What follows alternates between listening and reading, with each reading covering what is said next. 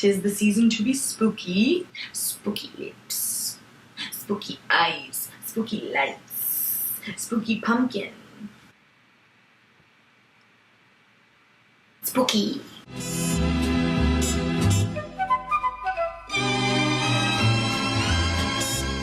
Hi everyone, thanks so much for joining me for another episode of Once Upon a Murder. I would like to try and post every Monday and call them Murder Mondays. Won't really say that anywhere, so I guess I'll be the only one calling them Murder Mondays, but join me for Murder Mondays. Murder Mondays. Murder Mondays.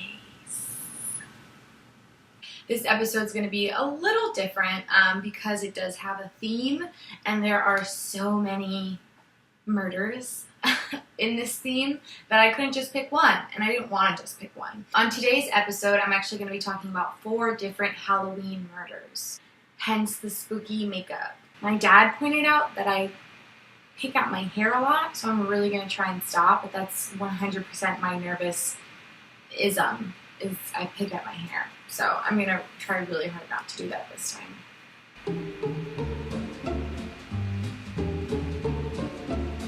The first murder I want to talk about took place in Napa Valley on Halloween night 2004. Leslie Mazzara, Adrian Insania, and Lauren Mianza were 3 roommates who lived in Napa Valley and were staying at home and giving out candy to trick-or-treaters. Shortly after midnight, the 3 girls had all gone to bed, and around 1 or 2 a.m., Lauren Mianza heard some loud screaming and like a scuffle coming from outside of her room.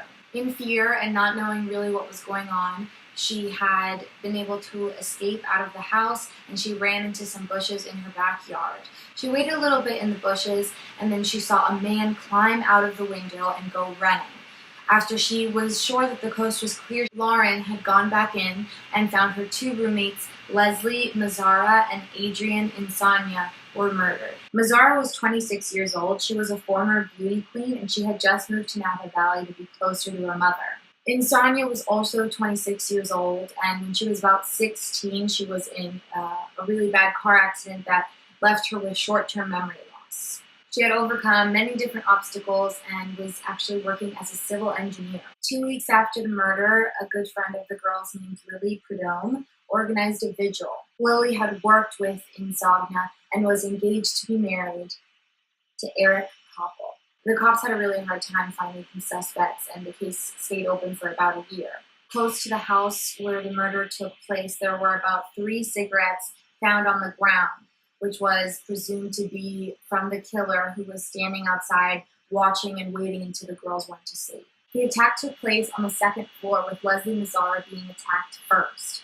Adrian Insania heard the screams and the scuffle coming from outside her room, and she ran to go investigate it. She was able to cut and scratch at the killer, leaving his blood at the scene. However, unfortunately, he overpowered her, and both of the girls were stabbed to death. The cops began to suspect Eric Koppel, who was Lily Prudhomme's fiancé at the time of the murder. He was not cooperating. He didn't want to take any sort of test. He didn't want to give them any of his DNA. On September 27th, almost a year after the girls were murdered, Eric Koppel confessed that he had murdered them to his family, and they immediately called the police. Adrian's good friend Lily and Eric Koppel were only engaged at the time of the murder, and Koppel, who thought he would get away with it, proceeded with the wedding. In fact, Adrian Insania's mother was asked to speak at the wedding. Arlene Allen, who is Adrian's mother, had something pretty scary to say to Eric, something that when I first read it gave me chills. She says, "You are the man who is so cruel as to invite me, the mother of the woman you murdered, to stand up for you at your wedding, to read scripture to you of love and death, and to bless your union. Throughout that weekend, you brought me into the heart of your family, knowing all the while it was you who destroyed mine." What is this? I'm getting red. The second murder that I want to talk about happened in Baton Rouge on Halloween night of 1992. Yoshi Hattori was a young 16-year-old foreign exchange student from Japan. On Halloween night, him and his host brother went out to what they thought was going to be a party. They were a little unfamiliar with the area, and they got out of their car. They saw a house that had Halloween decorations and multiple cars in the driveway, so they thought they had arrived. They went up to the door, and they actually were at the wrong house. Yoshi's host brother, Webb Haymaker, had gotten into some sort of an accident, so he had a neck brace around his neck, and to make it a funny Halloween costume, he put a bandage over his head. Yoshi was dressed as John Travolta in Saturday Night Fever with his snazzy white tuxedo. When they rang the doorbell and nobody answered, they thought that they were at the wrong house, so they started to walk away before Bonnie Pierce had opened the door. When she saw that Webb Haymaker was standing there bandaged up, she claims that she thought something was terribly wrong and that Yoshi had scared her. She slammed the door in their face and she yelled to her husband, Rodney Pierce, "Get the gun." Yoshi and Webb figured out they were at the wrong house and started walking back to their car. Rodney Pierce, 30 years old, came out with his gun. Yoshi, seeing that Rodney had come out, tries to approach him and tell him, "Hey, we're here for the party," and then eventually finds out that they are at the wrong house and tries to explain that to him. Rodney says that he couldn't really understand Yoshi's English very well and says that he was acting like a crazy person, though he claims it has nothing to do with his accent, but more his physicalities. However, Webb says there was nothing strange about his physicalities, and Bonnie and Rodney also admitted that he had been smiling and laughing. Obvious miscommunication, too many people yelling, and Yoshi actually had a camera in his hand.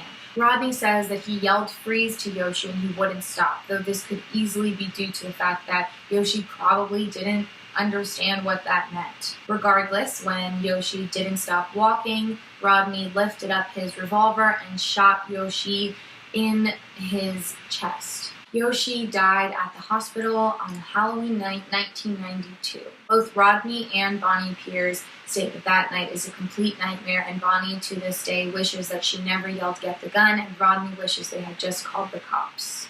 The only reason that he was actually tried on manslaughter is because Japan had stepped in asking for some justice, which Rodney was then acquitted for manslaughter. The next murder that I want to talk about is the murder of Rebecca Gay. Rebecca Gay was 24 years old on October 31st, 2012, on the night that she was murdered in Mount Pleasant, Michigan. John D. White was 55 years old and an ex-minister who had lived next to Rebecca Gay. At about 2 a.m. on October 31st, John D. White entered Rebecca Gay's mobile home. He beat her on the head several times with a rubber mallet and then strangled her to death with a large zip tie. John White then undressed her and was planning on having sex with her corpse. Normal. He claims that he had been watching necrophilia porn. Necrophiliac porn? Necrophilia porn. Doesn't matter. I'm not looking it up. I'll be incorrect. I don't care. He claimed he had been wanting to kill her and have sex with her corpse for about 2 weeks until one night when he got drunk enough to actually do it. However, after killing her, he was unable to go through with anything else because he was too drunk. Her body was found in a ditch after her coworkers had been a little concerned when she didn't show up to work. What's really crazy, because yeah, this one gets crazier, is that Rebecca's 3-year-old son was home at the time of the murder. White had actually gotten him dressed in his Halloween costume, waited with him for a little while, and then drove him and dropped him off at his father's house.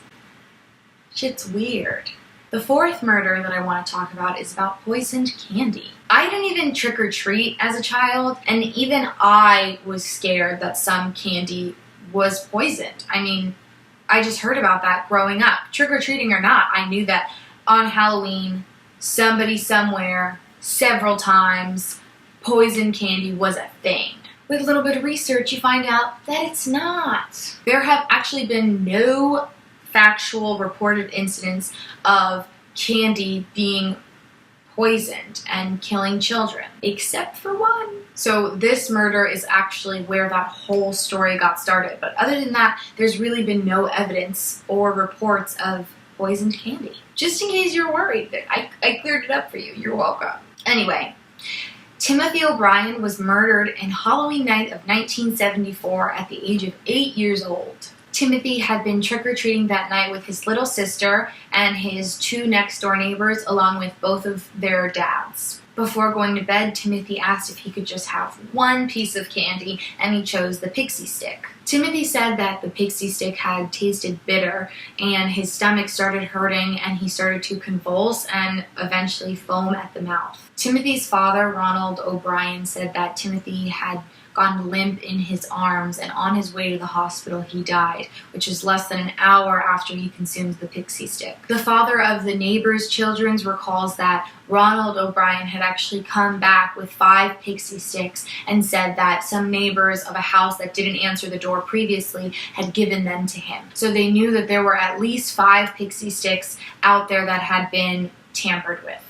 Timothy had gotten one, his sister had gotten one, the 2 neighbors' kids had gotten one, and Timothy gave the 5th one to a 10-year-old boy he recognized from church that he had seen trick-or-treating that night. The 4 other pixie sticks were recovered in time. The 5th one, actually, that was given to the 10-year-old little boy, the parents were freaking out because they couldn't find the pixie stick in his bag of candy, so they ran upstairs and they found that he had fallen asleep with it at his lips because he couldn't get it open. Under further investigation, they found that the pixie sticks had been torn open and filled with 2 inches of potassium cyanide, which was enough to kill 2 to 4 adults. I'm talking like grown men. And then they was stapled back shut. The police began to question Ronald Clark O'Brien, Timothy's father, about which house he had gotten the pixie sticks at. And soon enough they realized that he was lying about a lot of things. At first he kept saying that he didn't remember, which the police thought was odd because the children had only gone trick-or-treating within a 2-block radius since it started raining.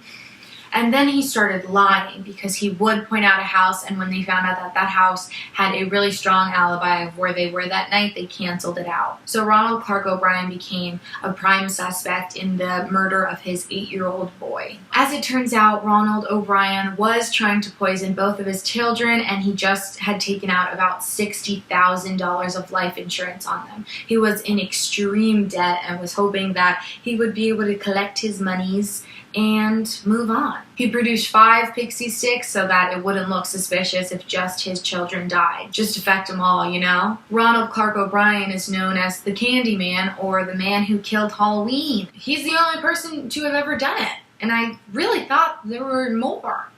So many more. Anyway, thanks so much for watching another episode with me. I appreciate you coming by. Check it out. Feel free to look at my other videos if you haven't already. There's a lot of spooky stuff on there, even though it's not Halloween related. Please like this video, subscribe to my channel, comment, let me know what you like, what you don't like. Suggestions, I'd love to hear what you guys want to hear about.